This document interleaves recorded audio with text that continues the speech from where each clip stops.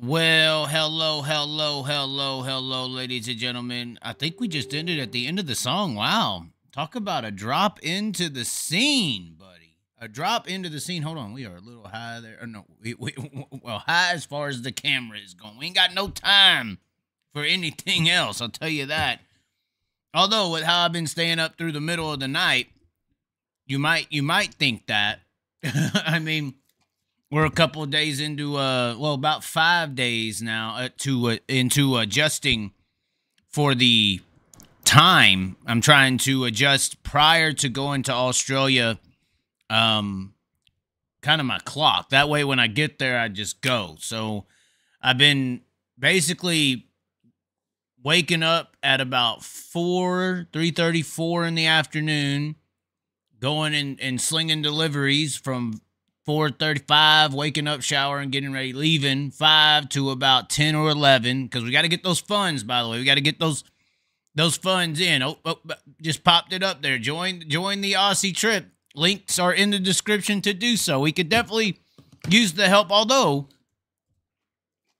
I will say, basically after I do the delivery stuff, I come here, try to do some video editing. Haven't been doing lives, but we just got off the weekend. We also had January 1st, and there was some racing going on in Australia. We're going to talk about it today.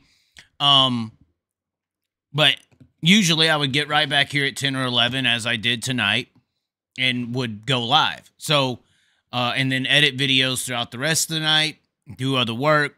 Recently did some graphic work for a guy, did that all night, and then catch up on some of the Australian racing that potentially has been happening to kind of, get not only adjust the clock, but adjust the scene, because there's just so many things that happen over there, especially after the episode we had with Callum. I believe it's Callum Williamson. Callum. Of course, the people at Perth, the Clay Per View 7+ guys, made fun of my Callum, whatever, Callum phrasing of how to pronounce his actual name. That was pretty interesting to see the guys say that after Callum. Or Callum. God, I just don't. I like saying Callum because we ended up doing it. But after he picked up the win last night, we're going to be talking about that as well. But regardless, there's a lot of stuff over there in the just cultural aspect that is so different, some admirable, some things that, like, I was explained to, like, a guy I watch Premiere, obviously, and Jock Goodyear's kind of he's your A1, your Australian one, which some people may not get that. The little letters kind of represent where you're from, except for that car. When you drive the A1, that means you won that number, the Australian one. You're the number one driver in Australia. Most people may be like, oh, well, kind of like Supercross where you race the whole season and the champion. Apparently not. Apparently they designate like a race weekend over there as like the A1 weekend. And if you win that race weekend, like that event, you are bestowed the A1 number. So it's not a series technically. It is a event championship. Like if Knoxville Nationals was like, all right, if you come in here and win this race, you are the one. And you get to wear the USA one, for instance. But the story I've heard, and the reason I thought about that, was to race at Warrnambool, at the Classic, at Premier Speedway, which is this big race, the Grand Annual Premier Classic, whatever you call it, coming up here in a few weeks, and you're from Tasmania, you have to, like, basically go on, like, you have to first load the car into, apparently, the trailer and all, into a ferry that then is like a 14-hour ride through one of the most, intense seas. I believe they call it the Great Bass or the Bass Strait or something like that. You have to ride a ferry. Hold on. Maybe we should get a Google map up to show you what I'm actually trying to say here. Because this is insane. To be like a Jock Goodyear and race over there on the mainland. Because when I say Tasmania, maybe somebody or some of you don't know it or know what I'm saying. And it's actually very intriguing. It's actually very interesting. So let's get the web page up here. Funnel Web Spider was my last search. Oh God, yes, I'm definitely funnel webbing it up. All right, so New South Wales is kind of your centricated part right here. I'm trying to get lined up on the deal. So New South Wales, Warrnambool, which is right here. Okay, so this is where this Premier Speedway is, the Classic. All these things are located here at Warrnambool. The racing we're seeing at Perth is all the way over here. So this is the track that drivers or teams have to make to even come to Warrnambool. And just for like a description of the directions and just kind of the distance between Premier and Perth, this is what we're talking about, a 35-hour drive from these two tracks. And there is little to nothing in this desertous area in between them. So just an idea of because I know some people have been watching the Perth Motorplex racing action and some of the classic stuff. I do think that Clay Per View, I know I bragged really big on the broadcast that 7 Plus did for Perth. But the Clay Per View is very Dirt Vision-esque. Even it looks like the same platform that Dirt Vision uses. And what I mean by platform is like the website, the stream.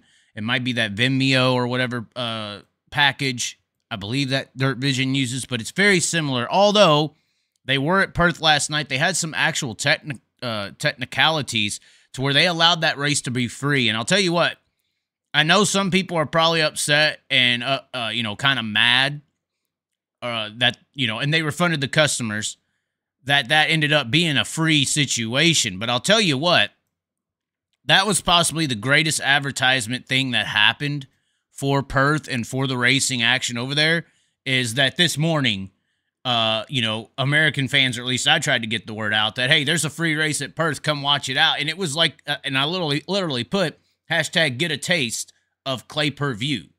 Because for the American audience, Clay Per View, what is that? And then you go there and you check it out and you got to buy it by the race. And that kind of scares some people away. Although I think it's the right monetarily based system to do is to sell by the race. I think the monthly subscriptions are not fair for track promoters and owners and stuff like that. But it was the greatest advertisement thing that happened for Perth. I mean, obviously, Callum Williamson won, but at the same time, I could only imagine the American viewership numbers for that race this morning, which was last night for them.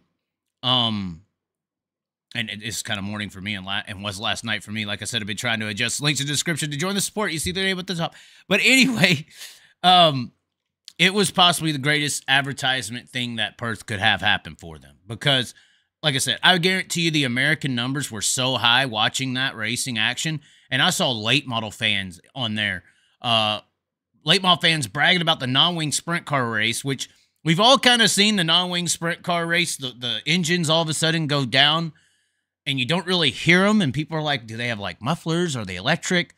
They're actually V6s and they legitimately sound like rice burners. And I think that the people running the show there knows that if American audiences, for instance, was to hear this buzzing like a rice burner car going around the track, that we would just make fun of it and instantly kind of disregard the car because it doesn't sound like a big V8. You notice when the sprint cars or late models come out, all of a sudden the dial gets turned up on the engine noise. But hey, if the engine works, the engine works. I grew up where a V6, modified with the UFO of Wayne Brooks came out of Larry Shaw's building there in Arkansas and won every damn big modified race there was. And it was the one car that just sounded different than everyone else. But regardless, that broadcast ending up being free for everybody and a link basically being sent out to the world saying, hey, here it is, watch it. Those who paid for it, refunds, but we're going to have this for free for the rest of the night due to technicalities. That was the best promotional thing you could have done. I guarantee you that. Guarantee you that. People are going to be following this more now. People are going to be looking at Perth more. They might be attuned to buy Clay Per View now next because they got a taste of it. There's a lot of stuff happening over here that, even somebody like me who's been really rough in the dirt track scene, going to local, regional, going to fendered races, going to sprint car races. I'm a sprint car guy, but I try to give a respect where respect is due. There's some stuff I'm learning about this scene over here that I don't think anyone knew. I didn't know that the sprint car guys over here were, the culture is more old school World of Outlaw than it is like new school wannabe NASCAR people like it is in the States over here for the World of Outlaw sprint car scene. Like I said, it sounds like Gravel's sad when he talks about not making it to NASCAR. They don't have that in their culture over there. I mean, there's a lot of stuff over here that is insane, but I got on this topic to tell you about this track 2 for a Jock Goodyear who is from Tasmania. Now, so for instance, you see WS on a lot of the cars. I know that these letters may be confusing some of you people. WS or WA, how about that? Sorry. WA on some cars, especially the ones at Perth, and you will notice that that says Western Australia, so that kind of designates where you are from. You'll see SA a lot. That stands for South Australia. You'll see I don't know if I've seen an NSW, but you will see a Victoria or a V. And I heard that there's a VX or an NX, and maybe that stands for New South Wales. Maybe that's why we're seeing N's on some cars. But I was told that's because they had too many cars enter at one point, so they had to, create a variety-based number. So they created an NX or something like that to be able to accompany all of the drivers from that part of the country. But I just gave you a description, and this is why I wanted to. Perth all the way over here to Warrnambool is a 35-hour drive. So this is right here basically, I drove from Daytona Beach to Stockton, which was 41 hours. So 6 hours onto that. This is basically California to PA. I think that's actually a very good description because I do believe that the drive from Placerville to Eldora is in that 36. So 36, 37, I think all the way back to PA. I'm not sure, but that's how you picture this. So Tasmania is an actual island that is a part of Australia. It is where the Tasmanian devils are from, the actual ones. Apparently, it's illegal to get a Tasmanian devil. Like all the zoos across the world, if you have a Tasmanian devil, it has to be from Tasmania, and the people who sold it or gave it or donated it or however that transcribes, you have to take a person who's caring for them in Tasmania and fly them out to take care of the animal because it's an endangered species. But regardless, so Warrnambool is all over here. We already showed you the Perth, the gap, the distance, all that. This is Melbourne. This is where I will be flying into. This is where a lot of people do fly into and out of. And this is Tasmania. So for a Jock Goodyear racing team, which is the A1, the defined best driver in Australia based on one race weekend, I don't really know how that works out. I'm not really for that, but he is fast. He's good. I'm not hating. Regardless, for him to do that, there is apparently a ferry in Tasmania, in this country here, and apparently there's like 3 dirt tracks here as well on this island, so there's racing that happens on this island. And you'll see some drivers with a T in front of their number or something like that. That means they are from Tasmania.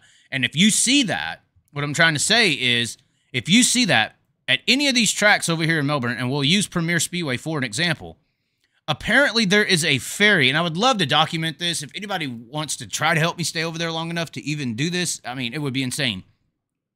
There is a ferry that you have to get on, load your entire truck and everything, pay for that, and then this ferry ride over the Bass Strait, which is one of the most torrential areas of water in this whole region.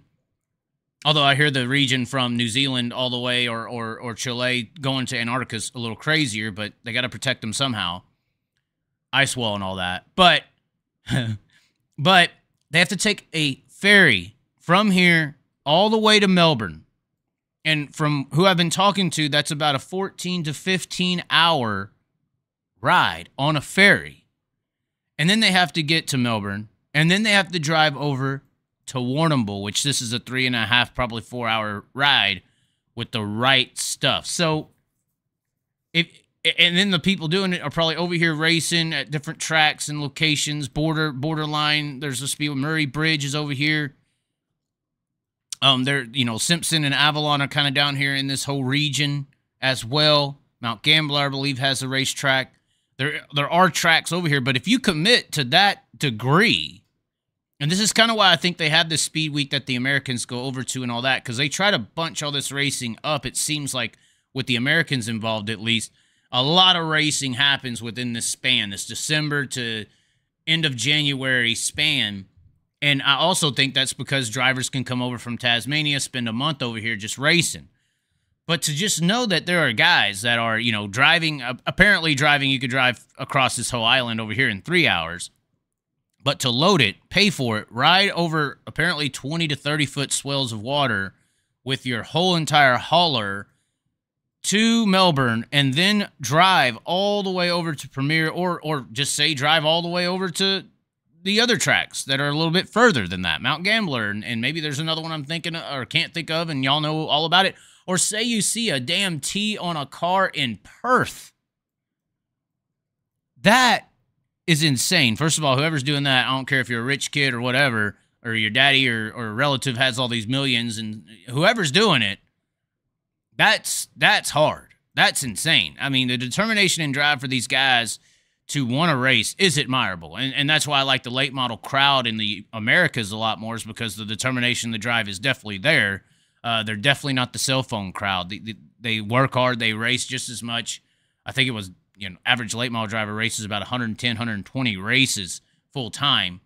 But this is like next level. That is just insane to me as to how hard that actually is to have happen. And like I said, I would love to film it. That would be just an insane story for any of the teams that are doing that. Obviously, maybe they'd have to wait till next year because they've already made the track over. Heck, going right back would be just insane. And there's tracks over there.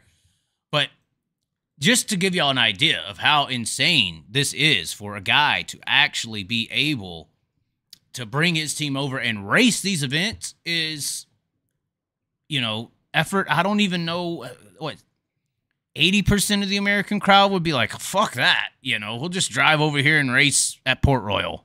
Do you see Danny Dietrich doing this? I'm just joking, but at the determination to want to race and how much you got to go through to do it is insane.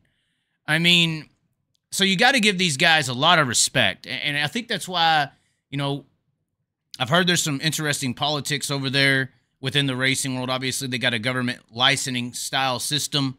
I have been learning that over time.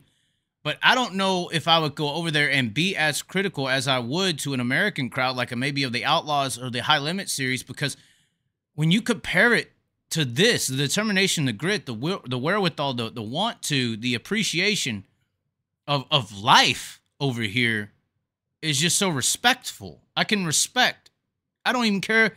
You could be the richest rich kid asshole, pulling all kinds of freaking strings. But if you're doing this, it's respectful. I don't know if I could criticize you. I mean, it's insane. Now, there was a big wreck at Perth last night with apparently a person who has some very interesting power in the situation. And the guy got DQ'd, but it was like a payback deal, so I don't even know if I can really comment on it. But at the same time, through all that, I reached out to some people within the Speedway Australia because we hear a governmental body. We think they have so much control and everything like that. And I'm like, why can't y'all do this to this guy? What just happened there? Why is he suspended for a race? Why is it not DQ'd for the night? Why? And then I was hearing about other things that have happened behind the scenes with a certain in particular individual that was involved. And it came out to where the Speedway Australia basically is just somewhat of a licensing system. Yes, they kind of keep a government kind of standard of doing things, and there are ways they can intervene, but at the same time, certain tracks, certain individuals, they get to do what they want. It's almost like the United States. The federal government, unfortunately, in the United States can come into any city and with certain laws passed and just dominate the states, but states' rights kind of trump those currently. And that is similar to the situation from what I've been understanding, and I could be completely wrong, but from what I've been understanding is the Speedway Australia is kind of like the governing body of everything, but you could look at these racetracks as the states within the government, and their power and what they want to do is kind of up to them. So they can't really, the Speedway Australia can't come in here and say that guy's DQ'd for the night. No, they can, have this and have that law that you can't break, but it is an interesting thing that I've had to slowly develop and learn. But it doesn't seem like you can just blame the government. I do think that's a scapegoat sometimes. But it does seem like these tracks, when we hear government, they're not necessarily governed by this system of Speedway Australia. They still have like a states' right style of deal where they can run their circus however they want. But regardless, yeah, once again, back to the respect of what some of these guys are doing out there. It's just insane to see the determination of some of these drivers and teams that want to race. And like I said, I could be critical, like I am in the United States, to some of the things that a series or a driver may do incorrectly. But it's also because I don't respect them sometimes, because I see a lot of American drivers as crybabies most of the time. I mean, you're so privileged. You're racing a race car for a living. How could you not love that? And I think we get disconnected from that in America, maybe because we're the entertainment capital of the world. We got so many things going on. But the unappreciation for some of these people in America of where they are actually at in life and what they get to do for just a living is just insane. I mean, I rough the hell out of what I do. I do a similar style deal, for this guy to go here. I appreciate every moment of it. And then when I see some of the attitudes that I see and the labelings and I'm working really hard, and I don't want to sound like Broke Joe here for a moment and, just say nobody's really working in the sport. But in America, look at what I just described to you here for what a driver has to do to just go run a few races. I think some of our people in our sport over here would faint when looking at this as the mountain you have to climb over to achieve circles in dirt. So, like I said, I don't know why I went on that little spurt, but I mean, that's what I do. I talk about mentality and purpose and drive and life and all those things. But regardless, that's just insane to me. This is insane. This is hard. This is crazy. Very respectable for what's going on there. And like I said, I learned a little bit through that wreck. I don't know if somebody saw it. I'm not going to name names. I learned a little bit about how this Speedway Australia does work, what they can do, what they can't do, and how much power the tracks, or as I would put it, states have in this situation. And I also think it was kind of important for some people over here to understand the letters on a car. And also, if you see a T on a car for Tasmania, respect those drivers who are racing over here in this, as they call it, I would think, the mainland, because that's the track, that's the road they have to go through to even think of racing at any of these tracks. And then I would also say, let's give a little bit of respect to those. If you see a NT on their car, that means they're up here in the Northern Territory. I don't know who's watched the movie Lake Placid before or any of those things, or you see these scary things about crocodiles in Australia. Well, just from hearing and watching and studying, there's not really too many of that going on down here where your Perth and your Victorias, your Melbournes, your Gold Coast. There's not a lot of things around there like that, like giant crocodiles that will just eat you in the middle of the night. But in the Northern Territories, in this area up here, this area right here, my ninja, this is where they're at. And apparently they do have a racetrack up in Darwin. Apparently they do have a dirt racetrack all the way up here in Darwin. I don't know where it's at. Maybe I could turn the satellite on and find it. Let's see. No, I'm not going to dig. That's a needle in a haystack. Apparently they do have one up here. But I bet you I could zoom in here and find some crocodiles. And human meat tastes like pork. That's kind of one of the reasons. Oh, look, there's a shark. Human meat tastes like pork. That's what the cannibals say. Anyways, that's a lot of the indigenous foods in America had to be switched from human meats to pork-based meats because of that situation. I'm not going to go into that, praise be Allah. No, I'm just playing. But, I mean, regardless, apparently there's a racetrack. It is in Northern Territory where all these freaking crocodiles are all up in this area. So I guess if you see a Q, it's hard to determine on if you're all the way up there in Rocky Point or what kind of name is that? They got an island called Thursday, ladies and gentlemen. Oh my God. Thursday Island. They got a Thursday and a Wednesday. Somebody got bored as shit naming this stuff. I'm telling you. And New Guinea. And what was that old line by Larry the Cable Guy with the peppies in New Guinea? Oh, God, I don't even want to know what's going on there. But regardless, New Guinea is not blessed. They're around all this crocodile-infested waters here. But once again, give a big shout-out. If you respect the guys with a NT on their car for sure, and the guys with the T on their car, because this is some of the stuff that they have to go through to race. And if that's 35 hours from Perth all the way to Warrnambool, I mean, if you're up here in Darwin fighting crocodiles, I mean, that looks like a pretty damn good track to get around over here to race either as well. So regardless, just a little wherewithal and just some thoughts on the whole entire situation. There is still things going on in the privileged American scene. We did see Tyler Courtney sign up for High Limit. I don't know who didn't see this coming. It was pretty much known. I don't know why they didn't announce this. Maybe they were thinking that they would save him and it would be some big bang in the water to say it at this point of the year. I'm not sure why, but Tyler Courtney is in the High Limit Sprint Car Series. And I do think, unlike some of the teams that we've seen announced here recently, where there's a lot of doubt if the team will sustain throughout the entire year, I do think that this team will sustain with the High Limit Racing Series throughout the year. There's been a lot of speculation that High Limit's just signing up a bunch of these guys, and there's not too much incentives outside of a tow fee or something like that, and that a lot of these teams that they're signing up are just going to eventually drop off, that they don't really have the pedigree to stay on the road, the money, or blah, blah, blah, blah, blah, to stay on the road full time, and they're just signing up guys to try to build this roster that will compete against the World of Outlaws this next year. I don't think that's the case for Tyler Courtney. When we pan over into the side-by-side comparisons as of, and this is a great post by Sprint Cars Only, as of January 1st, or January 2nd, sorry, one of two, this is the rosters for each series of the major split, I guess you could call it, that we have here between High Limit and the NOS Energy Drink Sprint Car Series. Notice a title sponsor. Hey, there is a difference here. Is High Limit going to sign a title sponsor, or is Flow the title sponsor? And we just don't want to confuse everyone. Regardless, you see the NOS Energy Drink Sprint Car Series side. I don't see anyone over here that is a question mark. Can they sustain the entire year on the road? Obviously, Jeremy Elliott did just put out a pretty good,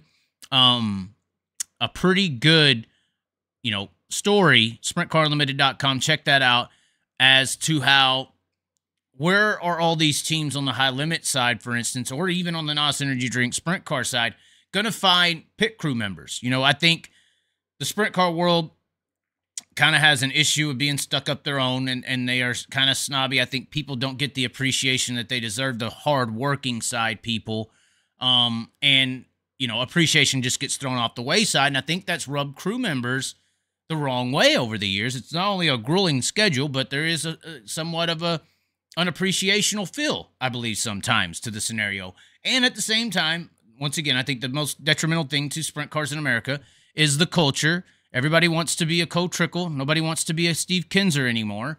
So why would you want to go be a crew member on the subpar team? I mean, the Brad Sweet crew member just left to go to NASCAR. I'm not saying he's the same way at all, but I think when you look at the late model side of America, I know guys that drive from Wyoming, kids that drive from Wyoming to go potentially be a super late model crew member for a year. People are trying to be it, and I don't know how many people are trying to be sprint car crew member. It's an idolization deal. I think it's a culture deal. I think it's an appreciation deal as well.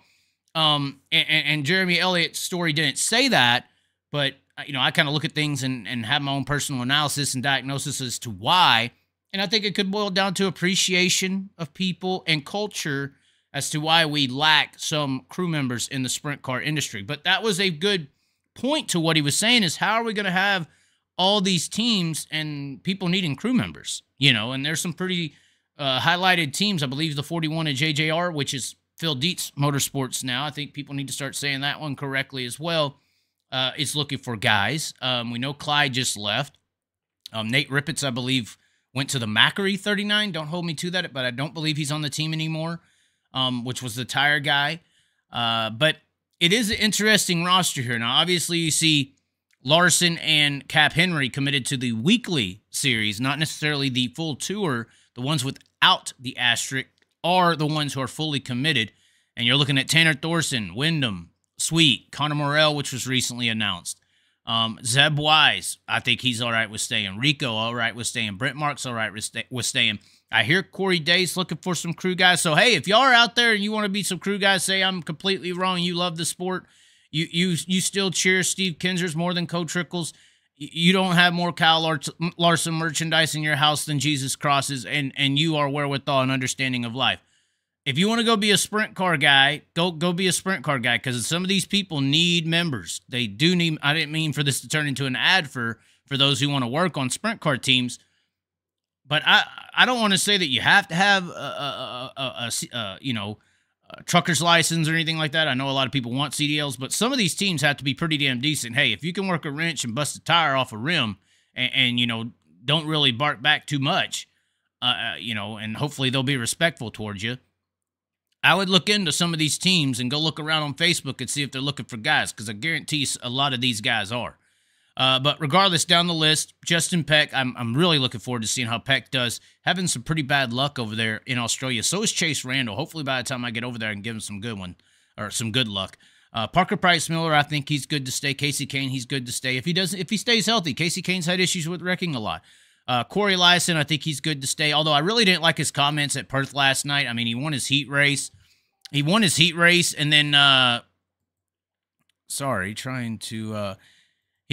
race and then basically complained. Well, that is on mute. Interesting. He won his heat race and, hold on. Yeah. He won his heat race and basically, came in and kind of complained about the Perth racetrack. I didn't really like that, but it's Corey Lyson, whatever. Corey Lyson, good driver, good guy. I just didn't like that, but I mean, back to what I been saying this whole time.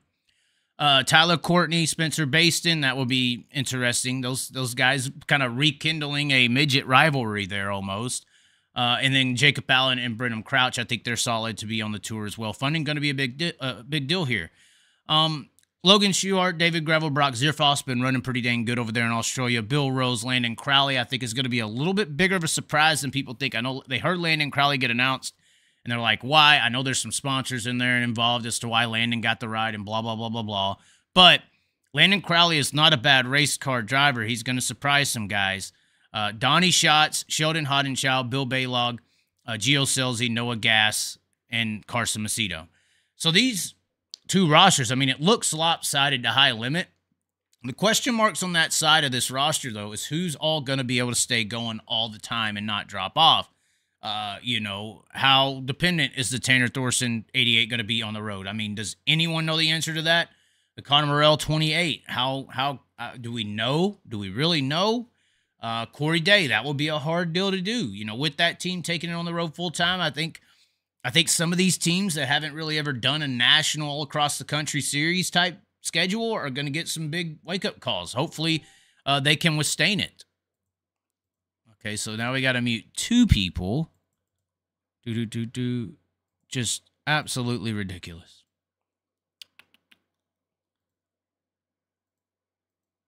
It's like, come on, guys.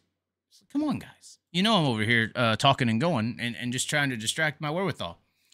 Regardless, I think some people are going to get some wake-up calls potentially, but I hope that they all stay on there. I hope it stays that way. If you were to ask me which is the stronger side of the two, you would have to lean at high limit right now. I mean, we could sit here and say David Gravel, Logan Schuhart, Schatz, Sheldon, Scelzi, Macedo could come over to this side of the lineup and basically put all these guys outside the top 10, outside of a Rico and a Sweet and a Marks. But, I mean, can you say that about Courtney? Can you say that about Elias and a really good opportunity? Can you say that? I mean, Parker Price can hang with those guys. Justin Peck can hang with those guys. Corey Day can beat those guys.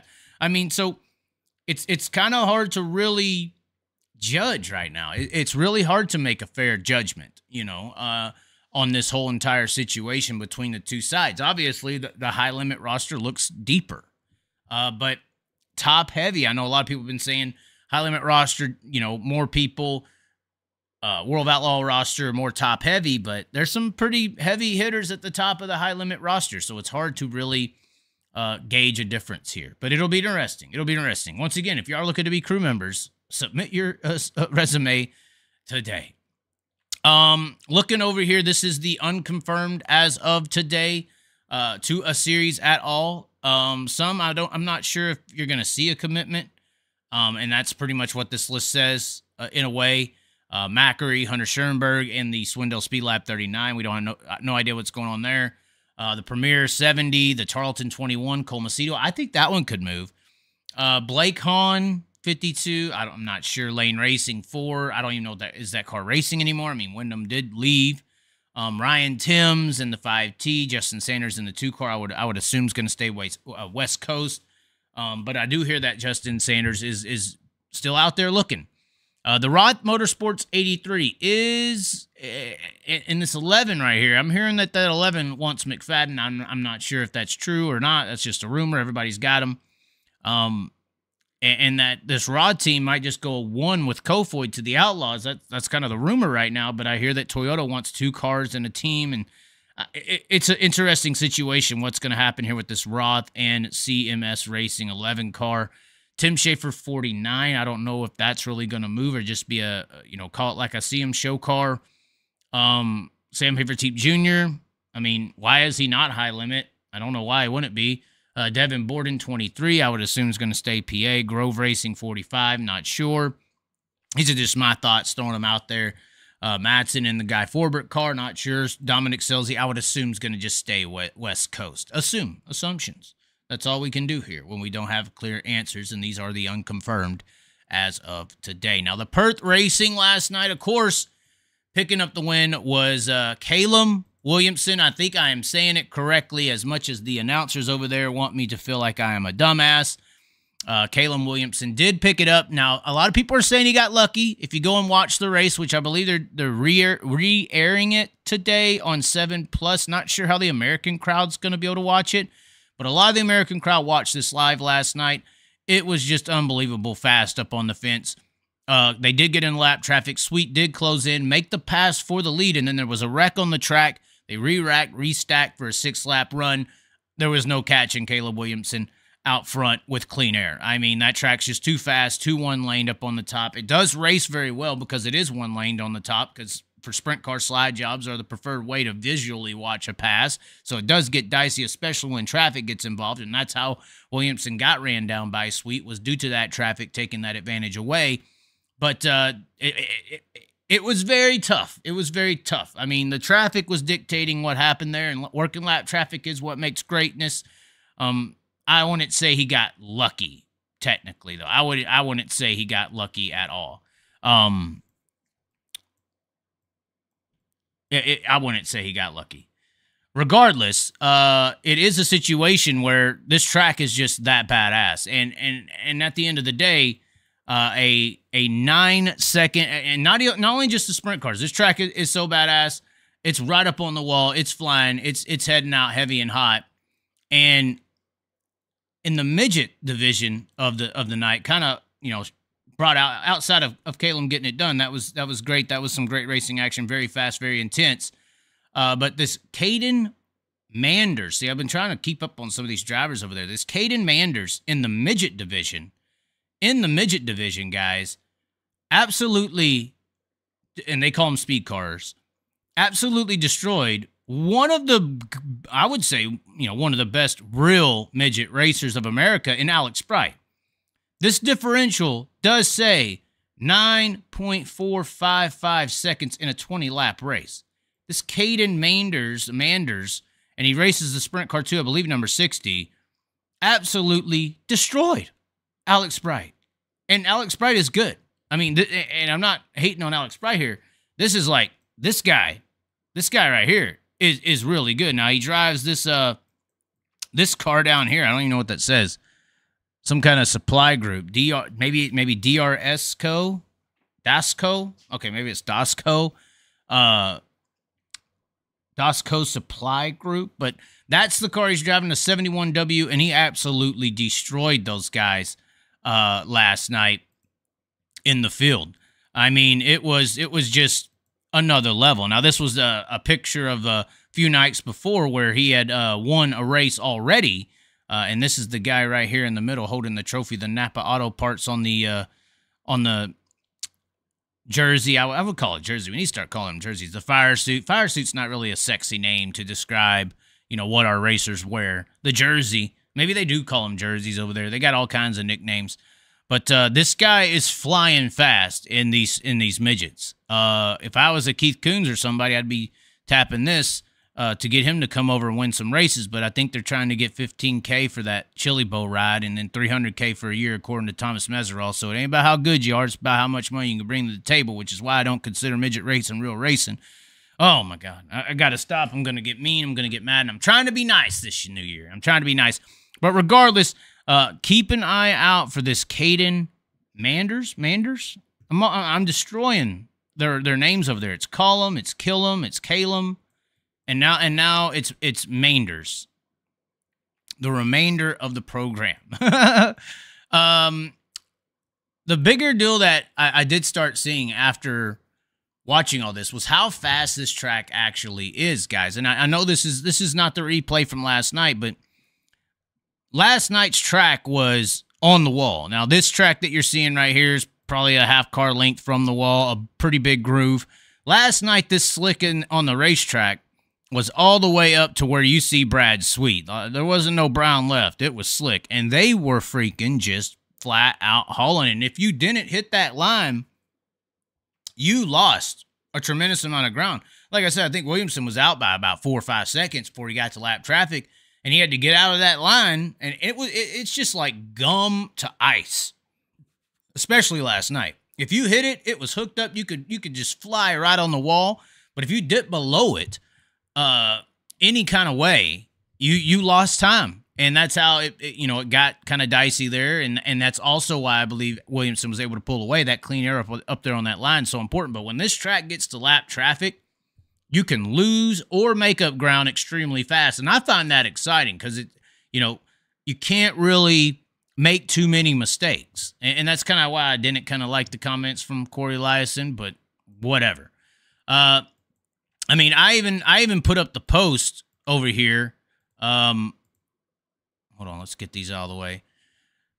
To me, this track did remind me. It's so fast and intense right up on the wall or getting dusted halfway off the lane. I'm not sure we have a track like that or a track that intense in the States. Maybe if I-55 and Eldora had a baby, that would be Perth. And it's actually a very, I would say, fair comparison to say like I-55 and Eldora because it's got kind of that Eldora shape, really sweeping corners.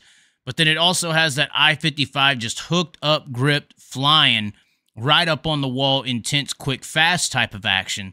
So like if I-55 and Eldora had a baby, I would think you would get pretty close to this with the grip intensity of an I-55 and then kind of the shape, especially not the size, but kind of the shape of an Eldora. Intensity for sure. But it is a very interesting track. A lot of people did say Tulare as a comparison. Somebody said it did rubber down. It did rubber down in the late models, but for some reason, late models and sprint cars racing on the same night just don't work out. Go ask Port Royal. I remember I was so excited for a big 410 World Outlaw late model race at Port a few years ago, and there's too much rubber. It rubbers the track, eats the track away. And the late models did come out, and it did rubber, but it was slick and wide for the sprint car, so it was really good. Some people want to argue Husitz, although I don't think that track races well at all. That's just my opinion. It doesn't widen out like Perth. But another guy in another comment section, I thought I was looking for it there. He said Tulare, as far as intensity and actually the track sizes and lap times are pretty close. Tulare's a little shorter and also a little faster. I would say Tulare is pretty close to Perth as far as intensity because you do have to be up on the wall. You are risking it a lot more. Tulare's a lot rougher, so you do have the more risk and junking your crap. But these guys had to be, a Coke can from the wall last night, just wide open flying. And the shape of that track, the speeds are up. They are, Tulare's almost paperclip. You kind of slow down just a little bit to make those corners just because of how much you got to arc the car. Perth is not like that. You don't bend the car as hard as you do at Tulare, but it is a fair comparison as far as the intensity that the driver has to face to be able to run the track flat out right up on the top and perform well. And that's what I really did like about Perth. And slowly liking. Premier was somewhat fairly close. Premier had their race 2 nights ago. I believe it's the end of their speed week. Really good race. Jock Goodyear didn't end up winning, but it seemed a little rougher. Obviously, the tracks are trying to figure things out. I've heard they've done some resurfacing over there or whatever. But Premier had a good race. I thought it was great racing. And it was kind of similar being up on the wall, but it is a little shorter of a track, definitely down on the speeds. But still, both of these tracks over there, the Premier and Perth Speedways, offer some great racing action. I just think Perth, the intensity, the speed, right up there on the line, and if you miss it, you're getting dusted. Really intriguing, very intense to watch, to see time be made up and lost as quick as they do at Perth. Also, last night, the Australians did send me, last night morning for me here in America, but I'm trying to adjust their time once again. They sent me a link to watch a movie. Now, this is a movie, and maybe this is why Cole Trickle never took over there. They already had movie superstars in the dirt track world. They respected the sport. This is a movie that I watched last night that is actually pretty damn good. And I got to give it actually a little credit. It has a decent storyline. It isn't that bad of a movie. It does feature sprint car racing. It is somewhat centricated around sprint car racing in Australia. And the best part about it is a free movie, guys. This thing is free to watch on YouTube. Let me put a link in the chat, actually. Maybe we'll do that. But this movie is free, and you can go watch it. It's an hour and 28 minutes. I watched it last night. Hold on, let me get it to where it's... sorry for just clicking over. Midnight Spares. What year was it? It was pretty old. It's got some old sprint cars in it. 1983 right here. Apparently Playmate of the Year. No. The actress, the main actress, it looks like, is 1983's Playmate of the Year. And it is kind of a love story. It's kind of a cop robber story as well. I guess it had to come out after 83 if she was the 83 Playmate of the Year. Regardless, you can go check it out on YouTube. I'll put the link in the live chat right now. It is actually really, really good. I was actually extremely impressed at how good this movie was. It was actually watchable. It is corny. It is old. Older movies, when we go watch them, we think they were so great from our childhood, an 80s movie. They are all kind of corny in the aspect. But it is sprint car racing, and it does do it justice. It really, really does. All right, let's tune over to the chat. That's too much talking. Oh, I got a sore throat at this point. We just talked for 45 minutes straight. Let's do a little reading, shall we? Oh, no. What are they going to say now? What are they going to say now? Chaz, why are you so mad? There's that racist little bee now. I don't know what this is what I'm talking about. Go take a drink. Oh, they're arguing in the chat. Of course. Of course. You give these white people something to drink and they can't handle themselves. You watch the next 3 times, they get a restart with the 49 behind the 3. You'll see a different result. Okay, we got us a Brad Sweet hardcore. Tyler Courtney is a straight-up badass. Wherever he decides to go, he will do well in this day and age. And if you can run in the top 5 in the sprint car classes, you are a winner. Positive mindset. There you go. You want to apologize, Chaz. Okay. Good day, Chaz. Great shows. Cheers from Will and Brandy from Down Under. Okay, well, that's great. Let's see here. This Max guy is just ridiculous. He really doesn't understand what ninja means. Oh, well. He really doesn't understand what ninja means. Put user in timeout. That's the best thing to do. Let's see here. Broke Joe just needs to get on. He has had his time and done well with us. Okay. $60K a year and I'll go. I don't know what he's talking about working on the road for the Outlaws. Let's just get to live. I don't know what he said. No, not a hardcore Brad Sweet fan, but I respect that Brad Sweet is one of the best wheelmen behind a sprint car. Okay, that's fine. Premier Speedway is faster than Perth, Chaz. I don't believe. Well, the eye test for me doesn't add up for that. I'm sorry. Caden Manders has 3 WA Speed Car Championships, a 410 State Championship, 2 360 Sprint Car State Championships, and 2 Australian 360 championships. Well, I mean, he absolutely waxed, absolutely destroyed Alex Bright. And Alex Bright, I mean, he's kind of the underdog, or the guy who's got the talent and the underdog at the Chili Bowl every year that I would traditionally cheer for. But that's interesting. Very, very interesting. You passed a lot of people off with that N-word deal, Chaz. You should apologize. There was no N-word deal. There was no N-word deal. Are you talking about the Rigsby situation? Are you talking about the Rigsby situation? Once again, you're wrong. What Aussie drivers do you think could run in the USA? I think the Callum Williamson guy definitely could. The Callum Williamson guy definitely could. Probably Goodyear. I'd have to keep watching. This Manders definitely could whack something in the midget department. Definitely. Good day from Perth. Was there last night. Windy AF. I heard it gets windy. I heard it's going to be cold at Warrnambool. I'm interested to see that. Oh, and if the guy with the N-word accusations, there's a big difference between the A and the ER, buddy. I don't know where you were raised, but I know where I was. But I have been saying ninja lately. I have been saying ninja. I consulted with some of my African-American friends and just start saying ninja. This guy said the N-word a bunch of times on live. He is lying. Well, yeah, with an A at the end of it. I said it culturally appropriate. They're not speaking the truth. They're lying. Those are the actual racists who do not understand the difference. That is the difference, literally. None of them have showed me enough to think they could run top 5. Okay. Well, I mean, you sound very, very appropriate.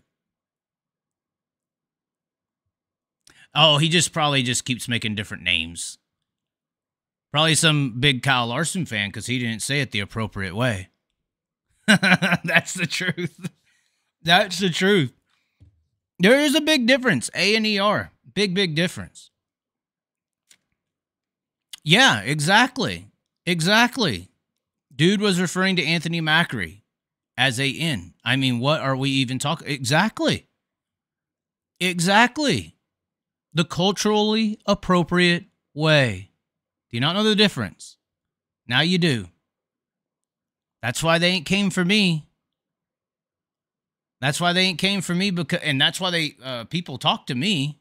I don't even know why you would reference it that way. But regardless, like I said, I consulted with some friends, and they were like, "Just start saying ninja. We all do too." Somebody don't watch or have lived enough, I guess.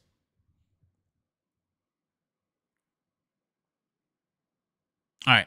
Is that it for comments? No, they're not imaginary friends. You have imaginary friends, though. You actually have imaginary accounts. You have like 4 of them. Seems like. So, completely different. Once again. Exactly. Ninja, please. Right. Yeah. Yeah. I mean, we had that situation, and I still don't see an issue with it, but these crybabies do. So, we have to. There's a whole bunch of Australians that would shock America with how good they are. I believe so. It's a little circle, and it sounds like a very badass circle. Got home from the Plex and watched your interview with Callum. He is my, yeah. I mean, I guess you would call it that. I mean, I don't have black friends from high school. Like most people pass it off when they actually use true racism. I have actual people in my life today that are not all white. I have that, yes. I don't just pass off my racism because I had a black friend in high school. me and my buddies actually talk about that all the time. And we also say that you, Mike, who don't understand the difference, are the true racists. So I hope you understand that. When you come on here and say what you're saying, they consider you as the actual racist. I hope you understand that. Back in timeout you go.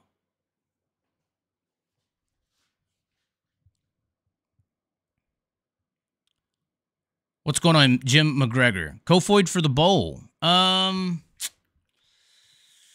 Kofoid's, I don't know.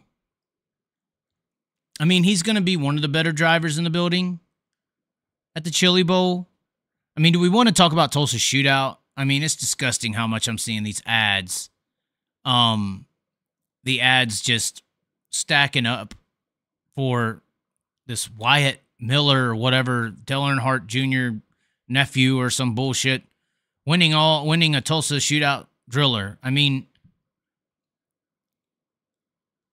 I saw so many posts on, is this Flow Racing thing sponsored by Millbridge? I believe that racecraft is out of that area of the world. I'm not sure.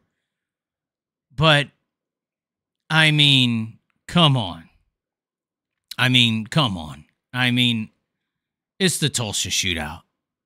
Once Ricky Thornton Jr. blew up, I might as well tuned out. And the track prep. If people want to bitch about track prep. Oh my God, that A-main. I'm trying to ignore these things, though, that are so horrible and sad in life. I'm trying to ignore it. But there's a reason I would rather throw the banking account out the window and go over there to Australia than go to that building. Thoughts on Ashton Torgerson getting a driller after his wild ride last year? I mean, obviously, personally, I don't like the Torgersons. I don't like how they handled the situation with them wrecking a lot of cars on the West Coast and how they responded to Dominic Scelzi, making fun of veteran-based drivers, you know, kind of scapegoating their own mistakes onto something else instead of owning them and adjusting. Good thing he kept his belts fastened. I saw a lot of people saying that. If you go on Flow on Facebook and look in the comment sections, it's a lot of people kind of making fun of that situation. Now, I never made fun of it. Apparently, some people in his camp think that I did. I guess they're mad I just talked about it. But, yeah, I don't know. I don't know. A pay-to-play situation to me is that building. Micro racing isn't what it used to be, and I think we're seeing that transcribe. Didn't he go on Dr. Phil? Yes, he did go on Dr. Phil. They rode that wave as much as they could. Yes. Aussies race 20 times a year. If they are lucky, Americans 90 times a year. There lies the difference. That's very true. That's very true. Sometimes the truth is funny, I guess. I don't know. I didn't make fun of them, but I don't like the people there. I don't like anyone involved. I mean, it's a great story, I guess. It's a great story, I guess. You people are a joke, and your sport should be made illegal. Oh, my God. Another timeout member. Look at all the kids. They can't play nice. Oh. Thorson for Chili Bowl. Yeah, another good driver. Mike's back. Yes, he's under an alias. That's what they do. That's what they do. I shouldn't technically put the chat on the screen. I mean, I should be like Gravel and siphon it out for those who pay and those who don't. You know, but I like freedom. Once again, links in the description to join the support to the Australia trip. We'll keep on looking here at the free chat for just a second, but it looks like we're just over the hour. So, I mean, we can cut it off, I guess, right now. We pretty much answered all the things. Good thing for Torgerson. I mean, the storyline itself is great, but just the people themselves and who's involved, I don't like them at all. And, you know, all the people making fun of them, I'm not going to do it. All the people making fun of them, good riddance. I mean, make fun of them. I just don't like how they did Scelzi. I don't like how they did me. I don't like how they've done a lot of things personally.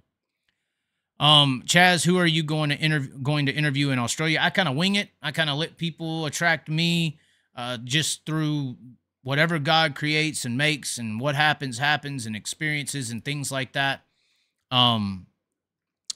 That's just kind of how I do it. I mean, the things that attract me are kind of naturally happening. I just run into people. And anti-Semitic. Wow, he went completely there, although I haven't said anything anti-Semitic technically. But regardless, this guy's really out there. This is what a new age troll does. It kind of adds entertainment to it. But I just let things happen. Whoever comes to me and what I say to them or what happens is a whole nother situation to where it just happens. I saw Stratman say, "Hey, are you coming to Perth?" I'm going to try. I'm scheduled to get there the 12th and leave the 23rd. If I can find a way to actually get there, and and stay and figure a way to make it. That's how it's always worked for me. Just go and find a way. Life finds a way. Then I will definitely come over to the Perth. I see they got a lot of racing in February. I got some people over there in the Sydney area that would like to say hi as well. If I can find a way to survive, I will find a way. Life finds a way, just like Jurassic Park says. I need a mod. I definitely do need a mod to be able to automatically remove them. Robert Brown, thank you for the $20. That means a lot. Are you scouting for any car owners while you're in Australia? I do have one car owner that's interested. There's potentially another one. Car owners, when they have rides open, they do for some reason ask me. Or they, you know, I've been paid literally a agent fee before. Hey, here's $500. Go find me a driver. So I believe that potentially we could find some, or at least look at car drivers while we're there and try to see who is who, you know, who really jumps out, who can make it back. I mean, who can go through adversity, who can do what I just did when somebody's, you know, yelling at you, cussing you down. Can you play above the noise? That's a big deal. That's a big factor, I think, that a lot of drivers and competitors don't have, is when people are facing you with adversity, when you're on the free throw line and the whole crowd's booing you and saying you suck and throwing stuff at you. Can you still hit the shot? That kind of mentality, I feel like I can find pretty easily. Welcome. Keep hitting them with that knowledge. Yes, thank you. With that knowledge. Some of these people aren't hood like me. They don't have that knowledge either. Okay, now it's Steve Clemens. Once again, another fan in the stands. This is once again the Stephen Clemens, another person in the crowd. And you just got to play above the noise and come over here and just grab their little name, little crybaby in a channel. He's making fun of me for being whatever age doing this, but he's whatever age on here doing that. It's just so hypocritical. So hypocritical. Although I was just out working, although I run these websites, although I do this, although I design that, I do all these things. He doesn't know that, but that's okay. Little kids go into timeout. Anyways, keep hitting him with some truth. Yeah, it's the same guy. It's probably the same guy. It's probably the same guy. We should be reporting them. Hey, let's do that live. Report them as spam. Hate speech or graphic violence. Yes. Harassment or bullying. That's definitely under there. Yes. Reported. Oh, yes. We'll go down here. We'll go down the line here and get all of them. Although they could try to go get me, but they got to have proof, and they don't. It's all in their head. Regardless. We'll read about it another time. Jock Goodyear deserves to drive it in USA. He is unreal. I was more impressed with Caleb Williamson than I was Jock Goodyear. Goodyear made a few mistakes at the end. At Premier, he could have won the race, but he made some mistakes. You know, and that's what happened. So that's what I saw. What is this guy? Now we got another one? Oh my God. Another one. The same guy. Wow. That's sad. Yeah, we don't even have to put him in timeout. We can just report him. That's awesome.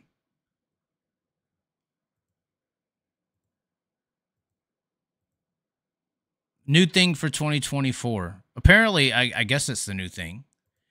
Yes, agree, Jock. He beat Williamson a few times. I don't disagree that he has beat Caleb Williamson. But once again, what I have seen, he is persistent. I will give him that. What I have personally seen, I haven't seen anything that is wowing from Goodyear yet. Now, he looked like he wasn't quitting when he was hitting the ruts, and this was the example at Premier the other night. He wasn't quitting. He was still pushing it. He was still going. But he didn't succeed.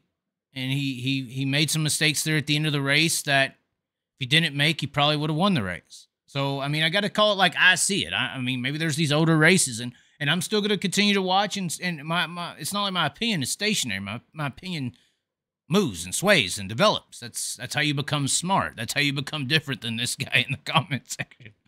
You actually develop your mental capacity, and that's how you become better at your judgments of life. So, just like me, just like what this guy may be referring to. I used to say it, how we say it, and now we say ninja because we developed. Ninja, please get your ass out of here. Anyways, that's pretty much all I got to say today. I do not believe there's any streaming from Australia today. There may be a late model race. I know Devin Moran's over there. I may try to tune in or find a way to watch that. But Devin Moran is over there racing late models. So I'll have to look into it to see what his schedule particularly is. But I don't know. We're going to see. There is more racing to come. I'll be there on the 12th, leaving the 10th. You got plenty of time to join the support. We have added some new names to the top. We did not add them all, though, and I feel bad when that happens. Some of the people who have, some of the people who have joined via Venmo or PayPal. I guess I could give them like a public shout out: Justin Oldie, Corey Fortman, Justin Sitton. Wally Taggart, I believe he is in the video. Scott Fisher, Brian Stewart, I believe he's in the video, and Charles Dukehart III, as well as Brent Fisher, Kramer Farms, Christopher Sprangler, Wade Brian, Rebecca Sunken, the Aussie Archers, the Archer family over there, who got some merchandise from the store. Go check that out. I got the Professional Gaslighter long sleeve on right now. Actually makes it pretty warm outside. And then, of course, you got the weekly hitters, as well as Valox, who jumped back on to support as well. So, a lot of people jumping on the support, trying to get in onto the trip, helping it happen, making it happen. I did put out the initial investment. I am waking up every day working my own self, morning, kind of like noon right now in my time frame, afternoon and night, either working or researching it, one of the two, to make sure that when we get over there, we hit the ground running, and you can help as well. Links in the description to join directly. And hey, super chats, I don't reject them, but I think as the month just turned, yes, we won't see any of the super chat funding or the membership funding, although I don't reject either. I won't see either one of those directly supported until February now. So those who contributed in December, I'll actually be over in Australia. If you contributed super chat wise or membership wise, I'll actually be in Australia, I believe, when I receive those funds. It might be at the time I leave or may not leave. Maybe those funds that y'all send in December will go to helping me stay in January and maybe into February a little bit. I got 3 months here in the visa that I am granted, but you still have to have the financial ability to do that. It's not cheap. They're really scaring me with the cost of living over there. So got to be smart about it. Although none of this that I've done here is smart. None of it is smart. But anyways, we're going to enjoy throwing the banking account out the window as much as possible. We'll try to be live here every day here in this 10 to 11 o'clock time frame. Maybe have a few more guests. I really enjoyed the Callum Williamson interview, or Callum Williamson interview. Y'all seem to like it as well. I'm not against that. I am messaging some people and seeing if they want to do a show or not. But if they don't, that's fine. We'll get over there. We'll make things happen. We could sit here and talk about all things racing and more than just racing, obviously. I mean, look at the interactions that we just had there. I think those are very educational points that some people need to know. If you don't know the difference between the A and the ER, you by everyone's standard, you are the racist. But anyways, thanks for tuning in, ladies and gentlemen. As always, go check out the website, get some merchandise. Also, the new song Down in These Roots is released just the other day. It's on all of your streaming platforms as well as here on the YouTube channel. Like the video, comment below, share it around, means more. If you can't financially support, that's fine. Share the video around, get the word out, get the things out that you like to see. And as always, be sure to subscribe. We will catch you next time.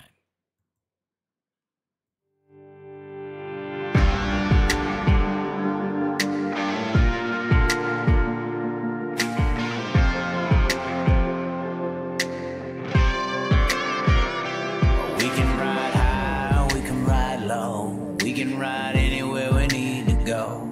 We can ride all night up to the morning, as long as we make the show. We can be the best or we can be the worst, so we can be the best thing you ever heard. With the motor singing and the grandstands ringing, it's hard to put it all in words. But this is how we ride, this is how we do. Riding mud, sliding up higher in the groove. Don't give a damn about the cash we're spending. With the time we got, we choose.